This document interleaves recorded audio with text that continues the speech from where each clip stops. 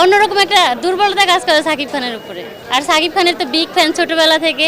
সাকিব খানের ছোটবেলা থেকে সবগুলো মুভি দেখা আমার। তো এখনও এই যে ছোটবেলার যা ইউটিউবে মুভিগুলো রয়ে গেছে যেগুলো দেখছি আগে আগে, ওগুলো এখনও সার্চ দিয়ে দেখা হয়। প্রত্যেকটা গান প্রতিদিন অপু বিশ্বাস আর সাকিব খানকে আমার বেসিক্যালি বেশি পছন্দ। ওদের কাপড়টা আমি চাই শুধু এক হয়ে যাক, এক হয়ে যাক। সবসময় দোয়া করি এক ধরনের যে এই কাপড়টা যেন এক হয়ে যায়। আমার খুবই ভালো লাগবে।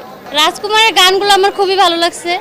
তো জানি না, সাকিব খানের মুভি মানে আমার ভালো লাগবে, এটা আর ভাবার কিছু নাই, বলারও কিছু নেই।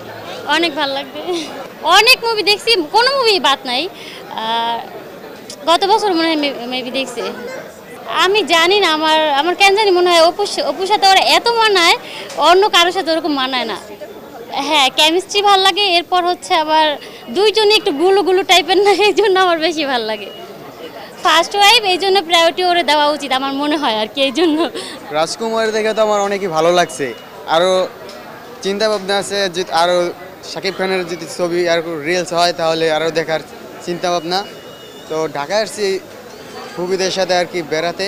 তো তারাই নিয়ে আসছে যে চল রাজকুমার ফিল্ড আর কি সিনে দিয়া, অনেক সুন্দর, অনেক ভালো লাগছে। এর জন্য তো চলে আসছি দেখার জন্য। অনেক প্ল্যানই আছে, অনেক মজা করতে চাই। আর আজকে যে জায়গায় আসছে এই জায়গায় অনেক মজা করতে চাই। এই টগি ওয়ার্ল্ডসে ঘুরবো, তারপর যমুনায় যাব, তারপরে আউটডোরে কক্সবাজার চলে যাবো ফ্যামিলির সাথে ঈদের ৩য় দিন। এই তো এইভাবে ঈদ কাটাবো। ঈদের আনন্দ সবার মাঝখানেই থাকুক। ঈদ মোবারক। এখন আমাদের মাঝামাঝি ধরনের রাশ আছে আর কি। সো আমাদের ঘন্টাখানিকের মধ্যে আমাদের রাশটা হয়ে যাবে। সো আমাদের সব যারা অতিথিরা গেস্টরা আছে সবাই চলে আসবে। সো বিকেলবেলায় আসলে গেস্টরা বেশি আমাদের এখানে এন্ট্রি করে। সো ইনশাআল্লাহ আশা করছি আমরা বিকেলের মধ্যেই ভালোভাবেই রাশটা করবো।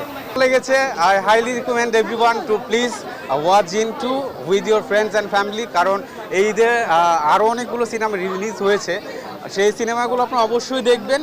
বাট সাথে আপনারা জিন্টুও দেখবেন, কারণ ফ্যামিলি নিয়ে দেখার মতো একটি সিনেমা ছিল। এবং যেটা এখানে আপনারা এবার দেখতে পারবেন সেটা হচ্ছে আগের অনেকের একটা অবজেকশন ছিল যে দুর্বল ভিএফএক্স। সো এই ফিল্মে কোনো ভিএফএক্স নেই, যা আছে একদম পিওর অভিনয় এবং আপনার টার্কিশ এবং ইন্দোনেশিয়ান ফিল্মের একটা ফ্লেভার এখানে পাবেন। না, আমি অনেক সাহসী, বাট লাইফে এমন কিছু মুভমেন্ট আসে যেখানে আসলে নিজের অনিচ্ছাকৃতভাবেও ভয় পেয়ে যেতে হয়। জিন মুভিটা এবার ভালো লেগেছে। গতবারের চেয়ে এবারের মুভিটা আমার কাছে মনে হয়েছে বেটার। এবার মনে হয়েছে বেটার হয়েছে। তো আশা করবো যে এর চেয়ে ভালো মুভি ভালো কেমন ছিল? ভয় আসলে না, আমার কাছে একটু ভয়ের চেয়ে মনে হয়েছে যে কাহিনী নির্ভর ছবি, তো আমার কাছে মনে হয়েছে যে ওই জিনিসটা একটু বেশি ভালো লাগছে, যে থ্রিলার ছিল। আর ভয়ের যে জিনিসটা ছিল ওটাও ছিল, বাট এটা কাহিনী নির্ভর হওয়াটাই আমার মনে হয়েছে বেস্ট হয়েছে।